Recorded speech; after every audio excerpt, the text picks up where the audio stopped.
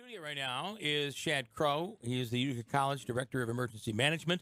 And a lot of talk right now with this Uber story on campus safety, Lyft and Uber. What should you do? And everybody has an opinion. Good morning, Shad. How are you? Hey, good morning. How are you? Good. So what do you think, what's your take on this story? Tragic. I mean, that story it is awful. in South Carolina, unbelievably tragic. Yeah. Certainly, there's a lot that can be done to keep yourself safe or at least hedge against risk when you're employing the services of a Uber or a Lyft. Yeah. But the problem I find is that when we're nervous, so a story like this breaks, and most likely people will be cautious. But then as time goes on, you become trusting. Absolutely. And we don't think about security, and that's when mistakes end up being made. That's true, and I think a lot of the other issues that we face have a lot to do with these phones that we carry around. We're not. If you look at some of the videos out there online, people get in the back of cars or even into the passenger side, looking at their phones. They're not looking at the driver. Right. They're not checking the vehicle. They're not paying attention. They're looking at their phones. Yeah. There was a story somebody told us about yesterday where they were somewhere locally and so on WIBX Street, and a drunk guy got in the car thinking it was an Uber. It wasn't an Uber. And they had a hard time getting the guy out of the car. He just walked in the car. I believe that. Yeah. It happens quite frequently. So what do you guys recommend should be done over at Utica College or really any campus? So it's interesting. We had an incident over at the college where we had one of our own students who was at a local establishment late at night, separated from her friends, concerned about coming back to campus, called for an Uber, walked out of the establishment, got in the vehicle, realized after the vehicle pulled away that it wasn't, in fact, an Uber. Oh, my God. Wow. That's local right here. So it doesn't, it can't happen here. Yeah. It does happen. So this individual drove her around. She had to direct him to campus. And upon arrival, she was very nervous. She realized she didn't have cash with her. She thought maybe it was a taxi or some other form of transportation. Thankfully she got out of that safely, but there was some interaction at the end of that incident that caused her some caused Utica College campus safety. And she concern. reported it. She reported it. We contacted UPD. They have the case. So yeah, definitely scary stuff. Wait. So what was it? Was a guy driving, I assume. Male driver picked up the student outside of a local establishment. Started to head back to campus. She realized pretty quickly that it was not, in fact, the Uber that she had called. Of course, she did not check the plate. She didn't check the driver. Didn't ask his name. Didn't do any of those safety precautions that we all. Let's now think about what really just happened here. Prior to Uber and Lyft, if a guy were to drive up in a vehicle, any vehicle, and were to roll down the window and say, "Need a ride," no one would ever get in that car. Right. But now, all of a sudden, we feel like, oh, it must be an Uber. They're hopping in the vehicles. It's true. I got to tell you, I had said to my daughter about using Uber or any of these and nearing college age.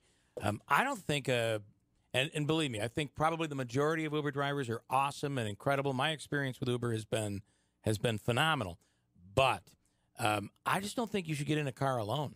I agree. If you travel in pairs or with your friends, you're better or family, off if there are two. Sure, absolutely. Yeah. And the thing that makes it so tough and the adds to the level of vulnerability is in most cases, why are you getting an Uber that late at night? You've probably had a few drinks. You're drinking. Right, you're being responsible. So your judgment may be a little bit impaired, but you also become that much more vulnerable. I feel. Yeah. So this particular person, he was looking to give people rides. Is that what happened? So that's kind of unclear. It sounds like he pulled up in front of the establishment. She made an assumption. She got in the vehicle. Right. And He so didn't he's tell like, her now I got a Right. girl in my car. I'll take her wherever she needs to go.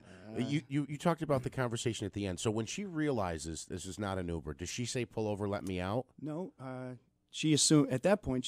I think she made an assumption that this could be a taxi. Okay. So she asked him. He did take her back to campus, thankfully. However, at the end of that exchange, she realized she didn't have cash.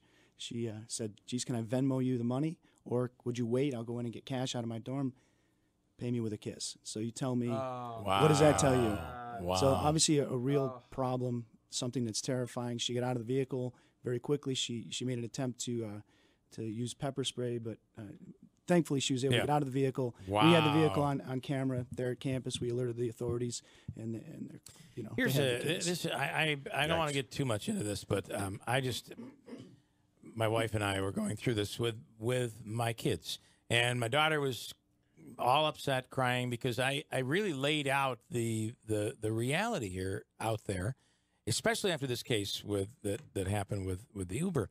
But if you're in a situation where you go somewhere 3 times a week or every day, or it's a place where young girls go or college-age girls, you're doing this routine. This is routine for you. What you don't know is there's someone watching your routine. Yeah. And to think that would not happen is being completely naive. It does happen. Can you talk about that? Absolutely. I think we become complacent. We're creatures of habit. Yeah. And as you get into your routine daily, you begin to lose situational awareness. You're not paying attention to what's around you. It's just human nature. Yeah. We are creatures of habit. And now you have this creep who's been watching and knows that, okay, this seems to be happening every day or every other day, waiting for the opportunity. And, boy, if he gets that opportunity, it could be fatal. Absolutely. Yeah. So I just can't believe it. I mean, and again, to think it doesn't happen here, that's even more naive because, Shad just said it. I mean, there was a girl that was a Utica College student that this happened to. That's correct. Yeah. And then for you, it's tough because, this goes from, obviously you're charged with the safety of everybody on campus, but now this person, whoever this person was, entered campus with this student, and now it's really an issue you need to be concerned about. Thankfully, she was able to get out of the vehicle quickly. She immediately alerted our campus safety, who immediately responded there, as well as pulled up our camera feeds. We looked at everything. We did, in fact, locate the vehicle. Of course, the plate was obstructed.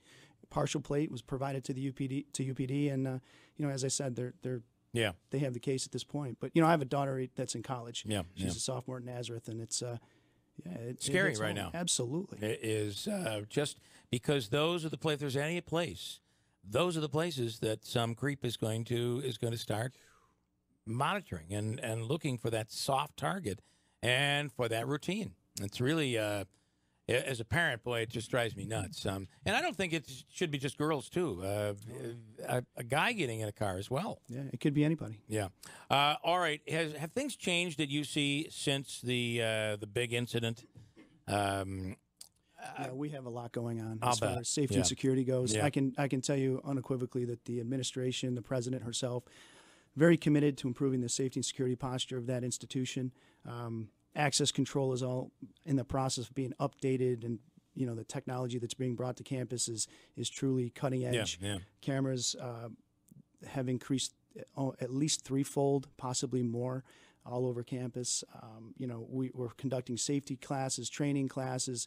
I teach situational awareness and some de-escalation classes, how to speak to people, what to expect. So there's a lot going on campus to improve our safety and security. And I can't imagine the stuff that we did when we were in college. I just don't. How did we make it through? I don't know. Maybe the world was a different place, but it was, there were deviants out there then too. How did we do this? It's amazing. I don't know. Yeah. Can you give us your background and how long you've been at UC and all of that? So sure, I was hired at Utica College in June of last year, and prior to that, I was a New York State Trooper for 20 years and spent most of that time in the tactical world. So I was assigned to a tactical team and really responded to a lot of critical incidents and kind of learned my skills and craft in that arena.